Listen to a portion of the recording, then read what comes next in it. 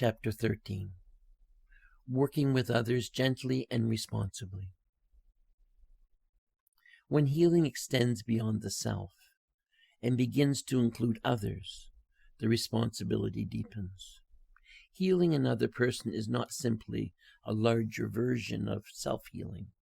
It carries ethical weight, relational complexity, and the need for clarity. Good intentions alone are not enough. Working with others requires humility, restraint, and a steady respect for other person's autonomy. Healing does not begin with doing. It begins with presence. Before any words are spoken or any attention is directed, the most important question is whether the other person is open. Openness is not assumed.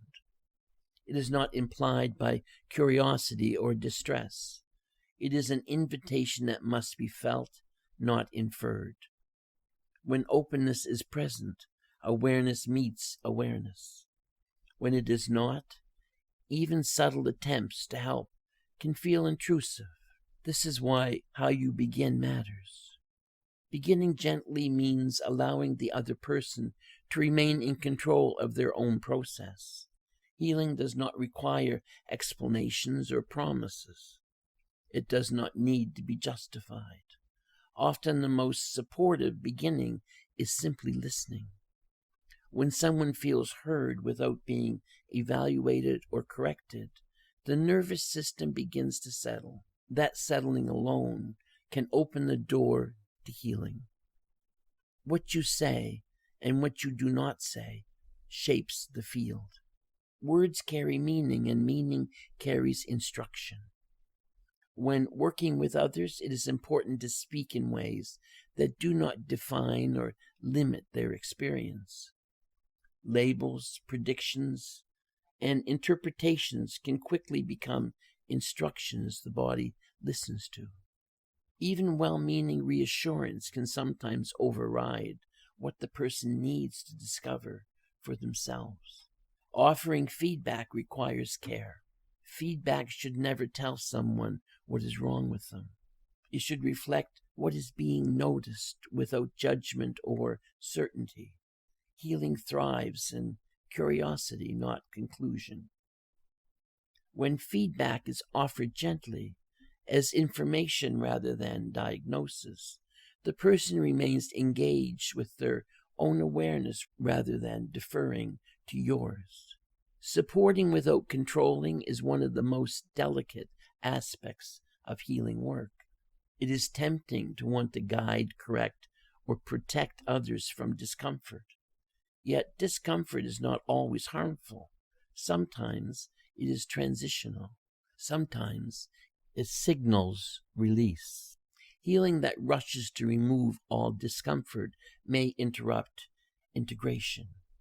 Working responsibly means allowing the other person to move at their own pace. This requires trust. Trust that their system knows what it is doing. Trust that spirit is not limited to your understanding. Trust that healing does not need to be managed to be effective. When trust is present, your role becomes simpler. You hold space rather than directing outcome.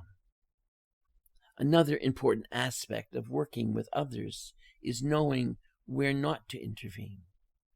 Not every moment of pain requires healing work. Not every challenge is asking for resolution. Sometimes the most supportive response is to remain present without attempting to change anything. This is not passivity. It is discernment. Healing that is offered unnecessarily can create dependence or resistance. Responsibility also includes knowing your limits. You are not meant to carry another person's process. You are not responsible for their outcomes. Healing is a collaboration, not a performance. When responsibility is taken too far, it becomes burden. When responsibility is avoided, it becomes neglect. The balance lies in presence without ownership. This balance protects both people. It prevents burnout in the healer and preserves autonomy in the person receiving support. It keeps healing clean. When boundaries are clear, compassion flows without strain. When boundaries blur, confusion follows.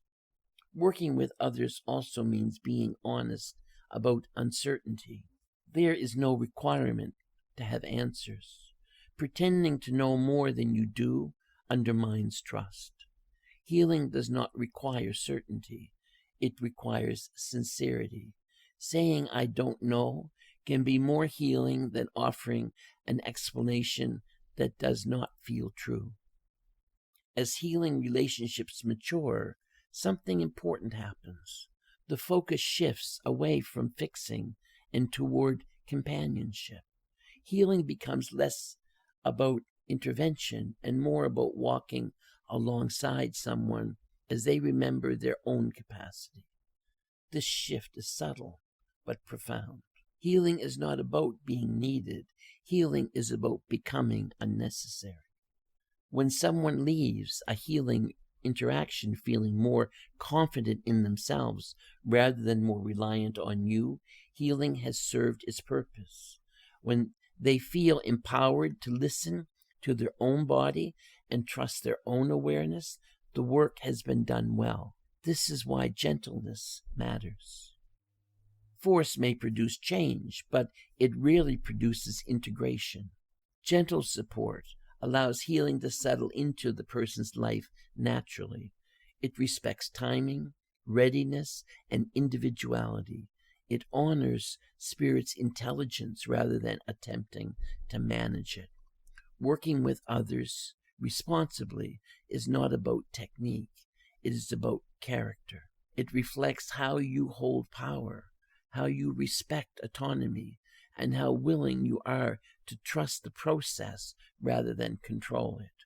When healing is offered in this way, it remains ethical, grounded, and sustainable. It becomes an expression of care rather than control.